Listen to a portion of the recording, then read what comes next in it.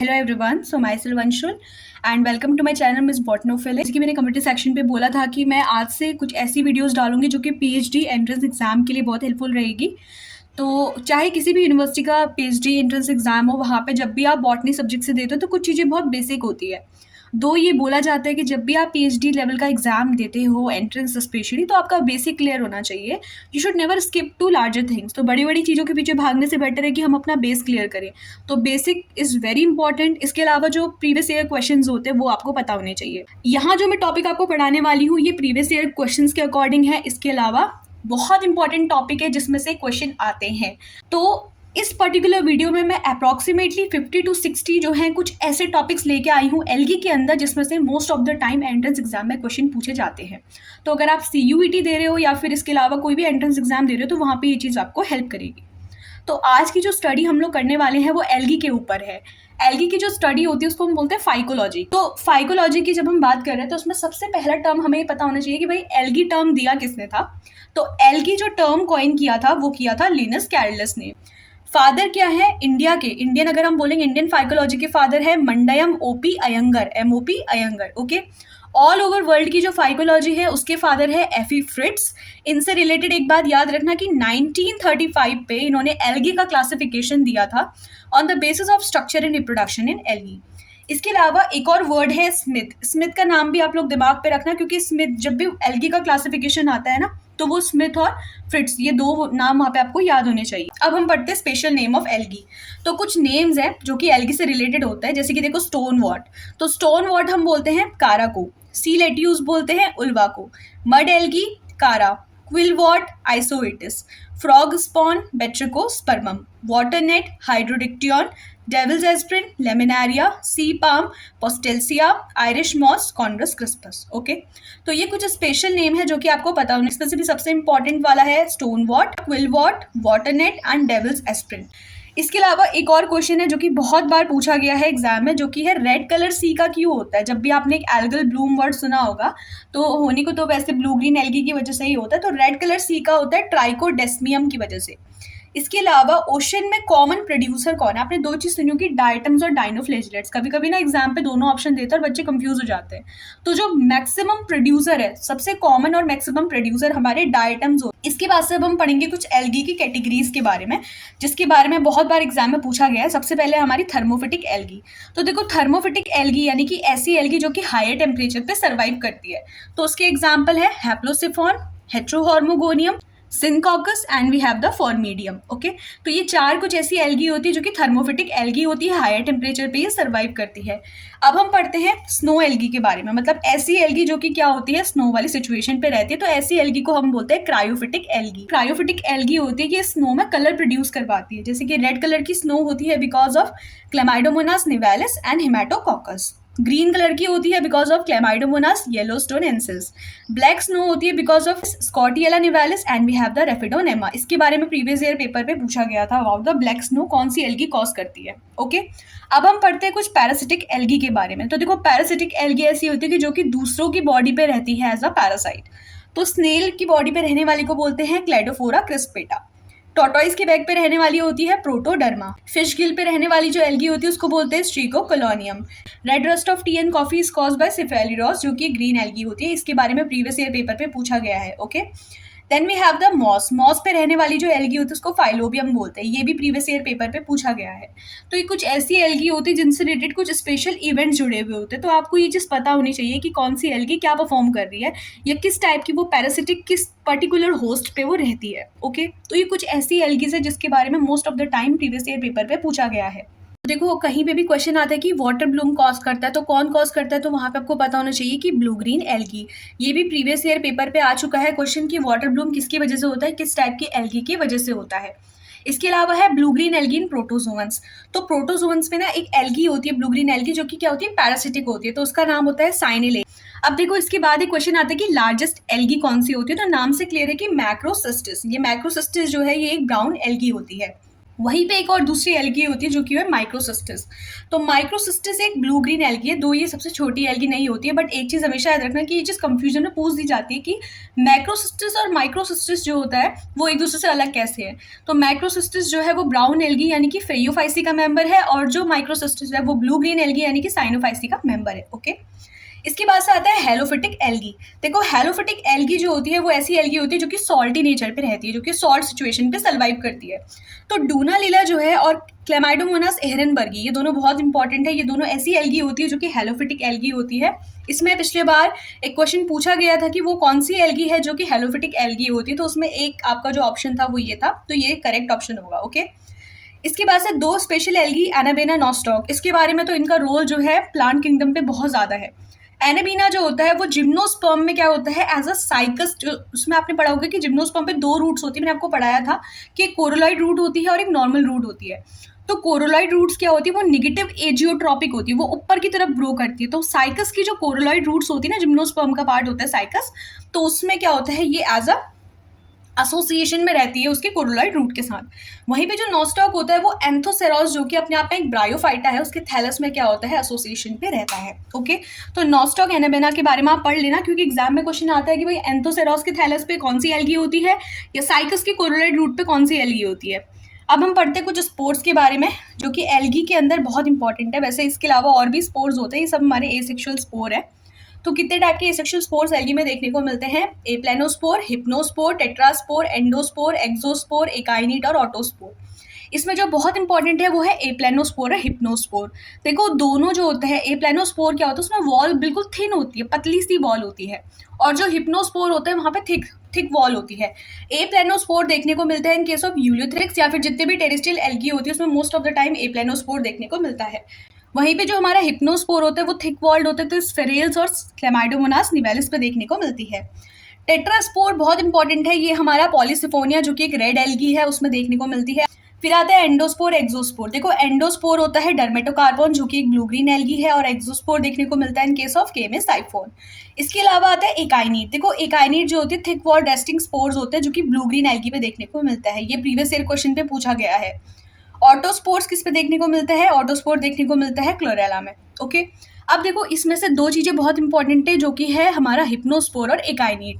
तो ये जो हिप्नोस्पोर और एकाइनीट है ये दोनों पैरिनेशन स्पोर की तरह एक्ट करती है, मतलब ऐसे स्पोर जो कि अनफेवरेबल सिचुएशन पे क्या होता है रेस्टिंग फेज पे चले जाते हैं, और जैसे ही फेवरेबल सिचुएशन आएगी दोबारा जर्मिनेट होना स्टार्ट कर देंगे।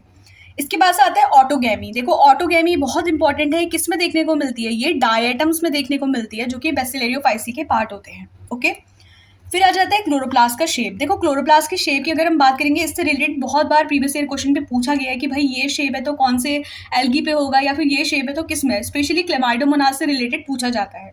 तो कब शेप क्लोरोप्लास्ट होता है? वॉलवॉक्स और क्लेमाइडोमोनास पे। सी शेप का क्लोरोप्लास्ट होता है यूलियोथ्रिक्स पे। रेटिकुलेट क्लोरोप्लास्ट होता है ओइडोगोनियम पे। स्टार शेप का होता है इन केस जिग्नेमा। एलिप्सॉइडल होता है इन वॉचेरिया, एंड रिबन शेप का होता है इन केस ऑफ स्पाइरोगायरा। ओके, तो ये चीज़ आप याद रखना कि क्लोरोप्लास्ट का शेप कैसे होता है इन पर्टिकुलर एल्गी पे। तो अभी तक हम लोगों ने 26 पॉइंट कवर कर लिए हैं। अब हम आते हैं अपने 27 पॉइंट पे जो कि है पोटोमैक रिवर। इससे रिलेटेड प्रीवियस ईयर क्वेश्चन पे बहुत बार पूछा गया है कि पोटोमैक रिवर जो होती है वॉशिंगटन पे, इस पे वाटर ब्लूम देखा गया था। ये क्यों हुआ था? बिकॉज ऑफ साइनोबैक्टीरिया, जो कि ब्लू ग्रीन एल्गी को ही हम लोग बोलते हैं। तो साइनोबैक्टीरियाज की वजह से पोटोमैक रिवर पे वॉशिंगटन पे है उस पर वाटर ब्लूम देखा गया था। पाल्मेला स्टेज यूलियोथ्रिक्स या फिर क्लेमाइडोमोनास पे देखने को मिलती है। रेड एल्गी जो होती है वो एक फ्रेश वाटर एल्गी है। स्पेशली देखो रेड एल्गी में दो एग्जांपल हम लोग बहुत पढ़ते हैं, एक बैट्रिकोस्पर्मम होता है और पॉलीसिफोनिया होता है। तो दोनों में से पॉलीसिफोनिया मरीन सिचुएशन पे रहता है, और जो बैट्रिकोस्पर्मम होता है वो सिर्फ और सिर्फ एक ऐसी रेड एल्गी है जो कि कहाँ पे रहती है? फ्रेश वाटर पे रहती है। ओके, तो ये एक एक्सेप्शन है, इसको याद रखना। इसके अलावा मॉस्किटो कंट्रोल के लिए हम लोग कैराइशियम यूज करते हैं, वहीं पे मलेरिया कंट्रोल के लिए हम लोग नाइट्रेला नाम की एल्गी को यूज करते हैं। देन यहाँ पे कुछ चीजें मैंने लिखी है, ये एल्गी का मोस्ट इंपॉर्टेंट पार्ट है जिससे most of the time question पूछे जाते हैं। सबसे पहले आपका गोल्ड डिपॉजिट। देखो गोल्ड डिपॉजिट के लिए हम लोग क्लोरेला वल्गैरिस को यूज करते हैं उसके डिटेक्शन के लिए। ब्रोमीन डिटेक्शन के लिए पॉलीसिफोनिया जो कि एक रेड एल्गी है उसको यूज किया जाता है। फोटोसिंथेसिस के जितने भी एक्सपेरिमेंट हुए हैं वो क्लोरेला पे हुए हैं। ओके, जेनेटिक्स या साइटोजेनेटिक्स की जो स्टडी की जाती है वो एसिटाबुलेरिया नाम की एल्गी पे की जाती है जो कि एक ग्रीन एल्गी है, और इसको हम अम्ब्रेला प्लांट भी बोलते हैं। मेम्ब्रेन परमेबिलिटी के जो एक्सपेरिमेंट होते हैं वो वाल्वोनिया हेलोसिस्टस पे किए जाते हैं। जो ग्लू होता है, एक फिनोरिया ग्लू होता है, वो एक्सट्रैक्ट किया जाता है ग्लियोबैक्टस फ्यूरिएटा से। कैराजिनिन होता है जो कि गिगार्टिना और कॉन्डस क्रिस्पस से एक्सट्रैक्ट किया जाता है। ओके, गिगार्टिना जो है वो अपने आप पे एक रेड एल्गी है, तो ये चीज़ आप याद रखना, क्योंकि कभी कभी एग्जाम में ना एक क्वेश्चन भी आता है कि जेली जो होती है, जेली हमेशा एक्सट्रैक्ट की जाती है रेड एल्गी से, जिसमें जेलीडियम, ग्रेसिलेरियम, गिगार्टिना, ये सारी एल्गीज होती है जिनसे बेसिकली जेली को एक्सट्रैक्ट किया जाता है। ये चीज़ भी आप लोग थोड़ा नोट करना है इस चीज़ को लेके। इसके बाद से दो चीज़ें बहुत इंपॉर्टेंट है, एक हमारा एनएसपी और एक पीएसपी। ये नर्वस सिस्टम से रिलेटेड एक सेल्फिश पॉइजनिंग होती है, और पीएसपी जो होता है वो पैरालिटिक होती है। तो दोनों ही कौन कॉज करता है? डाइनोफ्लेजिलेट्स कॉज करता है। इसके अलावा गोनियोलेक्स एक डिजीज है जो कि किस वजह से होती है? टेट्राडोटॉक्सिन पॉइजन की वजह से होती है, और इसमें बेसिकली पैरालिसिस हो जाता है। तो एक्चुअल में ये पॉइजन होता क्या है कि एल्गी से फिशेस में जाता है, फिशेस जब उस पर्टिकुलर फिश को ह्यूमन कंज्यूम करते हैं तो उनमें पैरालिसिस देखने को मिलता है। तो गोनियोलेक्स डिजीज किसकी वजह से होता है? टेट्राडोटॉक्सिन पॉइजन की वजह से। इसके अलावा एक बहुत इंपॉर्टेंट, बहुत बार पूछा गया क्वेश्चन है कि जो नोरी डिश होती है जापान में, वो एक एल्गी से बनती है जिसको हम बोलते हैं पोरपायरा टेनेरी। ओके, फ्लैजिला की जो बेस होती है, ये चीज़ बहुत इंपॉर्टेंट है, जो फ्लैजिला का बेस होता है ना, यहाँ से जैसे फ्लैजिला ये हमारा क्लेमाइडोमोनास का स्ट्रक्चर है, तो ये दोनों फ्लैजिला जो है एक पॉइंट से निकल रहे हैं, इन दोनों पॉइंट को हम बोलते हैं ब्लिफेरोप्लास्ट, और ये दोनों ब्लिफेरोप्लास्ट आपस में कनेक्टेड रहते हैं एक स्ट्रक्चर की वजह से जिसको हम बोलते हैं पैराडिजोम्स। ठीक है, तो ये चीज़ याद रखना कि फ्लैजिला कौन से बेस से निकलता है? फ्लैजिला का जो बेस होता है उसको हम ब्लिफेरोप्लास्ट बोलते हैं, और जो ब्लिफेरोप्लास्ट होता है वो आपस में पैराडिसोम्स की वजह से क्या रहते हैं? कनेक्टेड रहते हैं। ओके, तो अभी तक हम लोगों ने 41 पॉइंट्स टोटल कवर कर लिए हैं। हम लोग आ जाते हैं बेसिलेरियोफाइसी पे। तो देखो, बेसिलेरियोफाइसी भी एक बहुत इंपॉर्टेंट टॉपिक है, क्योंकि इसके दो इंपॉर्टेंट फॉर्म्स होते हैं, एक पीनेल्स फॉर्म होता है और एक सेंट्रेल्स फॉर्म होता है। जो पीनेल फॉर्म होता है ना वो बोर्ड शेप के होता है, और सेंट्रेल्स के जो शेप होते हैं वो वेरिड होते हैं, कोई स्फेरिकल होता है, कोई ओवल होते हैं, इतना याद रखो। जो पीनेल्स होते हैं उसमें बायलेटरल सिमेट्री देखने को मिलती है, और जो सेंट्रेल्स होते हैं वहाँ पे रेडियल सिमेट्री देखने को मिलती है। इसके अलावा एक इंपॉर्टेंट जीनस इसमें आता है एक्टोकार्पस का। एक्टोकार्पस क्या है? अपने आप पे एक ब्राउन एल्गी है, तो इसमें रिप्रोडक्टिव स्ट्रक्चर होता है जिसको हम जूस्पोरेंजियम बोलते हैं। तो ये इंपॉर्टेंट मैं इसलिए पढ़ा रही हूँ क्योंकि इसमें जो जूस्पोरेंजियम होता है ना, उसके दो फॉर्म होते हैं, एक यूनिलॉक्यूलर फॉर्म होता है और एक प्लूरिलॉक्यूलर फॉर्म होता है। जो यूनिलॉक्यूलर फॉर्म होता है उसमें मियोसिस होता है, तो वो हैप्लॉइड मियोजूस्पोर्स बनाते हैं, और ये जो हैप्लॉइड मियोजूस्पोर्स होते हैं ना, गैमेटोफिटिक प्लांट जाके बनाते हैं। वहीं पे जो प्लूरिलॉक्यूलर स्पोर होते हैं उसमें माइटोसिस होते हैं, तो वो डिप्लॉइड जूस्पोर बनाते हैं। तो एग्जाम में ना क्वेश्चन पूछा जाता है कि गैमेटोफाइट एक्टोकार्पस पे कौन सा स्ट्रक्चर बनाता है जूस्पोरेंजियम का? तो वो बनाता है यूनिलॉक्यूलर जूस्पोरेंजियम। ओके, इसके बाद से आता है लाइफ साइकिल। बहुत इंपॉर्टेंट पार्ट है क्योंकि एग्जाम में डायरेक्ट क्वेश्चन आते हैं इससे। लाइफ साइकिल की अगर मैं बात करूँगी तो 5 टाइप के लाइफ साइकिल होते हैं, वैसे 4 इंपॉर्टेंट होते हैं, हैप्लॉन्टिक, डिप्लॉन्टिक, डिप्लोहैप्लॉन्टिक और एक ट्राइफेसिक लाइफ साइकिल होती है, जिससे most of the time question पूछे जाते हैं। तो देखो, हैप्लॉन्टिक लाइफ साइकिल के बारे में अगर हम करें तो हैप्लॉइड फेज डोमिनेटिंग होगी। डिप्लॉन्टिक लाइफ साइकिल में डिप्लॉइड फेज डोमिनेटिंग होगी। डिप्लोहैप्लॉन्टिक में क्या होगा कि हैप्लॉइड डिप्लॉइड फेज आपस में ऑल्टरनेट करते हुए चलेगी। ओके, हैप्लॉन्टिक का एग्जांपल याद रख लो, ग्रीन एल्गी और ज़ेंथोफाइसी के जो मेंबर होते हैं वो इसके पार्ट होते हैं। ज़ेंथोफाइसी में जैसे वॉचेरिया, वॉटराइचिम या फिर ट्राइबोनेमा जैसे एग्जांपल इसके अंदर आते हैं। डिप्लॉन्टिक के लिए कहेंगे तो यहाँ पे बेसिकली ब्राउन एल्गी आती है, डायटम्स आते हैं, और एक ग्रीन एल्गी का एक एक्सेप्शन केस आता है, बिकॉज एग्जाम में ना ये चीज़ पूछ लेते हैं कि कौन सी ग्रीन एल्गी होती है जिसमें डिप्लॉन्टिक लाइफ साइकिल देखी जाती है, तो वो होती है हमारी क्लेडोफोरा ग्लोमेरेटा। ओके, ये चीज़ याद रखना। इसके बाद से आता है डिप्लोहैप्लॉन्टिक लाइफ साइकिल। तो डिप्लोहैप्लॉन्टिक लाइफ साइकिल भी 2 टाइप की होती है, या तो होमोमॉर्फिक या फिर हेटेरोमॉर्फिक। होमोमॉर्फिक के एग्जांपल आते हैं उल्वा, ड्रेपनाल्डियोप्सिस एंड एक्टोकार्पस। जो हेटेरोमॉर्फिक ऑल्टरेशन ऑफ जनरेशन होते हैं उसके एग्जांपल में आता है कटलेरिया एंड यूरोस्पोरा। देखो, ट्राइफेसिक जो लाइफ साइकिल होती है ना वो 2 टाइप की होती है, या तो वो हैप्लोडिप्लॉन्टिक होती है या फिर वो डिप्लोबायोन्टिक होती है। तो हैप्लोडिप्लॉन्टिक में 2 हैप्लॉइड 1 डिप्लॉइड फेज होती है, डिप्लोबायोन्टिक में 2 डिप्लॉइड और 1 हैप्लॉइड फेज होती है। तो पहली चीज क्या याद रखनी है इसमें आप लोगों को कि एग्जाम्पल क्या होता है। बहुत इंपॉर्टेंट है कि हैप्लोडिप्लॉन्टिक का एग्जाम्पल होता है बैट्रिकोस्पर्मम और नेविलियन, और यहाँ पे डिप्लोबायोन्टिक का जो एग्जाम्पल है वो है बैट्रिकोस्पर्मम। इस पे तो बहुत बार क्वेश्चन पूछा गया है कि बैट्रिकोस्पर्मम में कौन सी ट्राइफेसिक लाइफ साइकिल देखी जाती है, या फिर कौन से डिप्लॉइड या हैप्लॉइड फेज होते हैं। तो हैप्लोडिप्लॉन्टिक जहाँ पे 2 हैप्लॉइड और 1 डिप्लॉइड फेज है, तो वो 2 हैप्लॉइड फेज कौन सी होती है? गैमेटोफाइट और कार्पोस्पोरोफाइट। वहीं पे जो डिप्लॉइड फेज होती है वो होती है सिर्फ और सिर्फ जाइगोट। डिप्लॉइड मतलब 2n स्टेज जो होती है। यहाँ पे डिप्लोबायोटिक में जो 2n वाली यानी कि डिप्लॉयड स्टेज होती है वो टेट्रास्पोरोफाइट और कार्पोस्पोरोफाइट की होती है, और डिप्लोबायोटिक पे जो हैप्लॉइड फेज है वो हमारी गैमेटोफाइट की होती है। तो देखो ये क्वेश्चन भी कभी कभी बनता है कि हैप्लोडिप्लॉन्टिक में जो कार्पोस्पोरोफाइट की फेस है वो कैसी है, वो हैप्लॉइड है। ओके, डिप्लोबायोटिक में जो कार्पोस्पोरोफाइट की फेस है वो कैसी है, वो हमारी डिप्लॉइड है। ओके, तो ये चीज़ आप दिमाग पे रखना कि ट्राइफेसिक लाइफ साइकिल क्या होती है, क्या इसके एग्जाम्पल होते हैं, कितने टाइप्स होते हैं। इसके बाद आता है पॉन्ड्सकम। इस पे भी प्रीवियस ईयर पेपर पे पूछा गया कि भाई पॉन्ड्सकम किसको बोलते हैं, स्पाइरोगायरा को बोलते हैं। और कभी कभी ये क्वेश्चन भी पूछा जाता है कि लेडर लाइक रिप्रोडक्टिव स्ट्रक्चर किस में देखने को मिलता है, तो वो देखने को मिलता है स्पाइरोगायरा पे, और इस लेडर लाइक स्ट्रक्चर को हम बोलते हैं scalariform conjugation. Okay, after this we have the pyrenoid. Pyrenoid एक बहुत इंपॉर्टेंट फॉर्म है जो कि एल्गीज में देखने को मिलता है। तो पायरेनॉइड क्या होता है, इससे रिलेटेड क्वेश्चन आता है कि इसका स्ट्रक्चर कैसा होता है। तो इतना याद रखना कि बाहर की जो शीट होती है वो स्टार्च की बनी होती है, और इसका जो कोर होता है वो प्रोटीन का बना होता है। क्लेमाइडोमोनास में सिर्फ एक पायरेनॉइड होता है, वहीं पे ओइडोगोनियम और स्पाइरोगायरा जैसी जो एल्गीज होती है उसमें मोर देन वन पायरेनॉइड देखने को मिलता है। Then we have saprophytes. देखो दो वर्ड्स आते हैं, सेपोफाइट और क्रिप्टोफाइट। ये तीन वर्ड में आप कंफ्यूज मत होना, एक क्रायोफाइट और क्रिप्टोफाइट। क्रायो वर्ड जो होता है ना वो ठंडे के लिए यूज किया जाता है, स्नो के लिए, तो क्रायोफाइट्स मैंने आपको पीछे पढ़ा दिया है। क्रिप्टोफाइट और सेपोफाइट, सेपोफाइट्स होते हैं जो कि अबव सॉइल होता है, और क्रिप्टोफाइट्स होते हैं जो कि बिलो सॉइल होते हैं। तो बॉटराइचियम, वोचेरिया, ये जितने भी होते हैं ये हमारे क्या होते हैं, सेपोफाइट्स होते हैं, यानी कि अबव सॉइल रहते हैं। इसके अलावा जो स्काइटोनीमा होता है, ब्लू ग्रीन एल्गी होती है, सब क्रिप्टोफाइट्स होते हैं जो कि बिलो सॉइल रहते हैं। अब यहाँ पे जो वर्ड स्काइटोनीमा आता है ना, ये कभी कभी एग्जाम में पूछे जाते हैं कि जब रेनी सीजन होता है तो वॉल पे कुछ चीज़ ग्रो करती है, वो स्काइटोनीमा एल्गी होती है जो कि रेनी सीजन पे वॉल पे ग्रो कर जाती है। इसके बाद से कैटेगरी आती है सैमोन्स की। तो ये जो सैमोन वर्ड है ना, ये चीज़ आप हमेशा दिमाग पर रखना, क्योंकि इससे इनडायरेक्ट क्वेश्चन बन के आते हैं कि सैमोन वर्ड होता क्या है। कोई भी चीज़ जो कि सैंडी बीचेस से रिलेटेड है, सैंड वर्ड से अगर कोई चीज़ रिलेटेड है ना तो वो सैमोन होती है। तो ऐसी एल्गी जो कि सैंडी एरियाज पे ग्रो करती है, सैंडी बीचेस पे ग्रो करती है, तो उसके एग्जाम्पल में आ जाता है Vaucheria and we have the Phormidium. Okay, तो आई होप कि ये चीज़ आपको समझ में आ रही होगी। अब तक हम लोगों ने टोटल 48 पॉइंट्स कवर कर लिए हैं। अब हम लोग थैलस के बारे में पढ़ेंगे। देखो जब जैसे मैंने वीडियो की स्टार्टिंग में आप लोगों को बोला था कि सब चीज़ें हम एक वीडियो के अंदर कवर नहीं कर सकते हैं, बट जो चीज़ इंपॉर्टेंट है उसको हम लोग पॉइंट आउट करके उसको प्रिपेयर कर सकते हैं। तो एल्गी का जो थैलस वाला कॉन्सेप्ट है ना वो बहुत ज़्यादा लेंदी है, बट उसमें से भी कुछ क्वेश्चन ऐसे होते हैं जो कि हर बार आते ही आते हैं एंट्रेंस पे। तो वो है हमारा सिनोबियल कॉलोनी। तो कॉलोनी वर्ड जो होते हैं ना उसमें सिनोबियल वर्ड आता है कि जहाँ पे क्या होता है कि एक पर्टिकुलर कॉलोनी में किस किस तरीके से उसका शेप होना है, कितने नंबर ऑफ उसमें ऑर्गेनिज्म होते हैं, किस तरीके से उनका अरेंजमेंट होना है, वो पहले से फिक्स होता है। तो ये एग्जाम में क्वेश्चन पूछ ले जाता है कि इस टाइप की कॉलोनी को क्या बोलते हैं, तो इस टाइप की कॉलोनी को हम बोलते हैं सिनोबियल कॉलोनी। अब इस सिनोबियल कॉलोनी में जैसे क्लेमाइडोमोनास है, वॉल्वॉक्स है, यूडोरिना है, पेंडोरिना है, ये सब मोटाइल कॉलोनी होती है, इनके पास अपने फ्लैजिला होते हैं।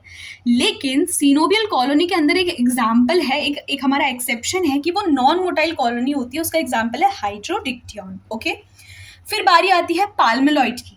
पाल्मेलॉइड भी अपने आप में एक कॉलोनी है। यहाँ पे क्या होता है कि जो स्ट्रक्चर्स होते हैं ना, मतलब जितने भी ऑर्गेनिज्म होंगे वो पर्टिकुलर एक कॉलोनी के अंदर होंगे, वो एक म्यूसिलेजिनस शीट से क्या होते हैं, कवर रहते हैं, तो उसको हम बोलते हैं पाल्मेलॉइड कॉलोनी, जिसका एग्जाम्पल आता है टेट्रास्पोरा एंड एपेनोथीका। ओके, इसके बाद से सबसे इंपॉर्टेंट क्वेश्चन है एल्गी के अंदर, जो कि बहुत बार पूछा गया कि फॉल्स ब्रांचिंग किस एल्गी में देखी जाती है, तो वो देखी जाती है स्काइटोनीमा में। ओके, हेट्रोट्राइकस ब्रांचिंग के एग्जाम्पल आते हैं Fritschiella, Ectocarpus, Draparnaldiopsis and we have the Coleochaete. अब यहाँ पे एक चीज़ ऐसी होती है कि एग्जाम में पूछे जाते हैं कि भाई इरेक्ट किस में होता है, प्रोस्टेट ब्रांचिंग किस में होती है। तो कोलियोकीटी पे प्रोस्टेट ब्रांचिंग होती है, जो ड्रेपेनाल्डियोप्सिस होते हैं उसमें इरेक्ट ब्रांचिंग होती है, और फ्रिट्सिएला और एक्टोकार्पस पे प्रोस्टेट और इरेक्ट दोनों टाइप की ब्रांचिंग देखने को मिलती है। अब हम लोग पढ़ेंगे साइफोनेशियस फॉर्म के बारे में। तो दो टाइप की एल्गी में साइफोनेशियस फॉर्म देखने को मिलती है, जो कि होता है बॉटराइचियम और वी हैव द वोचेरिया। साइफोनेशियस फॉर्म वो होती है जहाँ की न्यूक्लियस डिवीजन तो होगा वहाँ पे, लेकिन वहाँ पे सेल वॉल का फॉर्मेशन नहीं होगा। ओके, तो मल्टी न्यूक्लिएटेड सिचुएशन होती है साइफोनेशियस थैलस पे। अब हम पढ़ते हैं कुछ स्टोर्ड फूड के टाइप। तो देखो सबसे पहले आ जाता है साइनोफाइसिन स्टार्च। तो साइनोफाइसिन जो स्टार्च है वो देखने को मिलता है ब्लू ग्रीन एल्गी पे। फिर आता है floridean starch in case of red algae, laminarin starch brown algae, paramylon starch euglenoids, और जो ल्यूकोसीन होता है ना वो तीन टाइप की एल्गी में देखने को मिलता है, Xanthophyceae, Bacillariophyceae and we have the Chrysophyta. Okay, इसके अलावा मैनिटोल जो होता है वो एक और फॉर्म होता है जो कि रेड और ब्राउन दोनों टाइप की एल्गीज पे देखने को मिलता है। ओके, इसके बाद से पढ़ते हैं सेल वॉल के बारे में। देखो सेल वॉल बाकी एल्गीज की तो बिल्कुल नॉर्मल होती है, लेकिन एक चीज़ कभी कभी एग्जाम में प्रीवियस ईयर क्वेश्चन पे भी पूछा गया है कि सिलिका किस टाइप की एल्गी की सेल वॉल पे देखने को मिलती है। तो जो बेसिलेरियोफाइसी होती है उनकी सेल वॉल पे सिलिका डिपॉजिट देखने को मिलता है। ओके, अब हम पढ़ते हैं क्लोरोफिल के टाइप्स, जो कि बहुत ज़्यादा इंपॉर्टेंट है। क्लोरोफिल ए बी कैटेगरी होता है ग्रीन एल्गी में, जिसको क्लोरोफाइसी बोलते हैं। क्लोरोफिल ए सी देखने को मिलता है इन केस ऑफ ब्राउन एल्गी, जो कि हमारे होते हैं फेलियोफाइसी। और रेड एल्गी जो होती है उसमें देखने को मिलता है chlorophyll A and chlorophyll D. Okay, red algae को हम बोलते हैं रोडोफाइसी। तो ये नाम भी आप लोग दिमाग पे रखना, क्योंकि एग्जाम में कभी कभी या तो इनके इस पर्टिकुलर क्लास के फॉर्म पे पूछ सकते हैं, या फिर नॉर्मल आपसे उसका जो कॉमन नेम है उस तरीके से पूछ सकते हैं। क्लोरोफिल ए डी होता है रेड एल्गी पे, ए सी होता है ब्राउन एल्गी पे, और ए बी जो होता है वो हमारा ग्रीन एल्गी होता है। क्लोरोफिल ए जो होता है वो हमारा यूनिवर्सल होता है, जितने भी फोटोसिंथेटिक ऑर्गेनिजम्स होते हैं उसमें क्लोरोफिल ए देखने को मिलता है। ओके, अब देखो बेट्रिकोस्पर्मम जो कि रेड एल्गी होती है ना, इसमें भी सेक्सुअल रिप्रोडक्शन थोड़ा कॉम्प्लेक्स सा होता है, क्योंकि मेल रिप्रोडक्टिव स्ट्रक्चर को हम बोलते हैं स्पर्मेटेंजियम, और जो फीमेल रिप्रोडक्टिव स्ट्रक्चर होता है उसको बोलते हैं कार्पोगोनियम। ओके, एल्गी में एक फोटोसेंसरी ऑर्गन होता है जिसको बोलते हैं स्टिग्मा या फिर आई स्पॉट। ये जो स्टिग्मा या फिर आई स्पॉट होता है इसकी 5 कैटेगरीज होती है, A B C D E. इसमें सबसे इंपॉर्टेंट है हमारा डी और ई, जिससे क्वेश्चन पूछे जाते हैं मोस्ट ऑफ द टाइम। देखो आई स्पॉट ए जो होता है वो क्लेमाइडोमोनास, जो कि क्लोरोफाइसी यानी कि ग्रीन एल्गी का पार्ट, क्रिप्टोफाइसी में देखने को मिलते हैं। वहीं पे जो हमारा बी यानी कि स्टिग्मा या आई स्पॉट टाइप बी होता है वो जेंथोफाइसी, क्राइसोफाइटी या फिर फेयोफाइसी भी देखने को मिलता है। ओके, जो टाइप सी होता है वो यूग्लिना में देखने को मिलता है, यानी कि यूग्लिनोफाइसी भी देखने को मिलता है। जो टाइप डी होता है वो डाइनोफाइसी में देखने को मिलता है, जिसका मेंबर है हमारा ग्लिनोडीनियम। ओके, जो टाइप ई है वो देखने को मिलता है ऑसिलॉइड में। जो ऑसिलॉइड होते हैं वो वार्नोविएसी फैमिली के मेंबर होते हैं। ओके, तो आई होप कि ये चीज़ आपको समझ में आ रही होगी कि कितने टाइप के आई स्पॉट या स्टिग्मा होते हैं, जिसमें मोस्ट ऑफ द टाइम जो क्वेश्चन पूछे जाते हैं वो इन तीनों से पूछे जाते हैं कि सी डी ई और ई जो टाइप होते हैं ये किसके एग्जाम्पल होते हैं। या कभी कभी पूछ लेते हैं कि क्लेमाइडोमोनास में आई स्पॉट का कौन सा टाइप पूछे जाते हैं, तो वो होता है टाइप ए। ओके, फिर बारी आती है हेट्रोसिस की। ये भी बहुत इंपॉर्टेंट है, क्योंकि ये भी प्रीवियस क्वेश्चन पे पूछा गया है। जब भी मैंने आपको फोटो सिस्टम के बारे में पढ़ाया था तो मैंने बोला था कि जो नॉर्मल फोटोसिंथेटिक प्लांट्स होते हैं ना, वहाँ पे 2 टाइप के फोटो सिस्टम होता है, PS1 और PS2। लेकिन जो ब्लू ग्रीन एल्गी होती है जिसमें नाइट्रोजन फिक्सिंग सेल होती है जो कि हेट्रोसिस्ट होती है, इसमें सिर्फ और सिर्फ PS1 होता है, फोटो सिस्टम 1 देखने को मिलता है, PS2 यहाँ पे एब्सेंट होता है। फिर बारी आती है हॉर्मोगोनियम की। ये पर्टिकुलर ट्राइकोम है। इस पर्टिकुलर ट्राइकोम में अगर मैं बोलूँ तो यहाँ पे ये दोनों डेड सेल्स थी। इस डेड सेल्स के बीच में ये जो पर्टिकुलर पार्ट है ना, ये एक नया स्ट्रक्चर बना देगा, तो इसको हम बोलते हैं हॉर्मोगोनियम। तो ये हॉर्मोगोनियम मोस्टली ब्लू ग्रीन एल्गी में देखने को मिलता है, और जैसे कि नॉस्टॉक और एनाबेना। तो part between dead cells of trichome, तो उसको हम बोलते हैं हॉर्मोगोनियम। तो अगर आज की वीडियो से आप लोगों के जो कॉन्सेप्ट हैं वो क्लियर हुए हैं, इसके अलावा जो आपके डाउट्स हैं वो क्लियर हुए हैं, एक बेसिक रिवीजन जो होता है वो आपको मिला है, तो आप अपने फ्रेंड्स और क्लासमेट्स के साथ मेरी वीडियो को शेयर कर सकते हैं। इसके अलावा मैं और भी वीडियोस अपलोड करने की कोशिश करूंगी, जैसे ब्रायो, टेरिडो, जिम्नो, बहुत से टॉपिक्स होते हैं। कुछ टॉपिक्स आप लोग खुद भी प्रिपेयर कर सकते हैं और कुछ को मेरी वीडियो से रिवाइज कर सकते हैं। ओके, और PhD एंट्रेंस के लिए मैं बस इतना कहना चाहूँगी, बिकॉज बहुत से कमेंट आ रहे थे नीचे मुझे कि किस तरीके से हम प्रिपेयर कर सकते हैं। तो प्रिपरेशन का देखो एक ही स्ट्रैटेजी है कि आपको बेसिक क्लियर होना चाहिए, ये नहीं कि हम हाई लेवल पे स्किप कर रहे हैं। स्टार्ट ऑलवेज विद बेसिक्स आपका क्लियर होना चाहिए। So that's all for today's video. If the video is helpful then please like, share and subscribe. Thank you.